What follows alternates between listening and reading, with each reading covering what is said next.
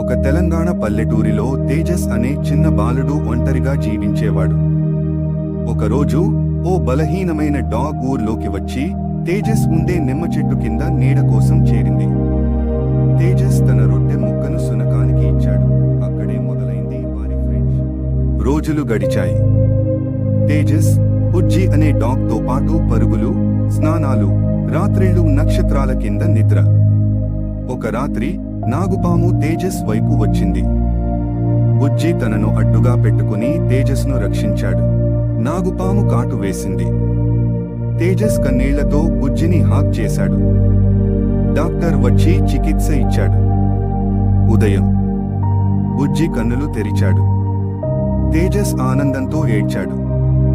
తర్వాత ఊరంతా చెప్పుకుంది, ఇది కేవలం మిత్రత కాదు, ప్రేమకు అర్థం ఇదే.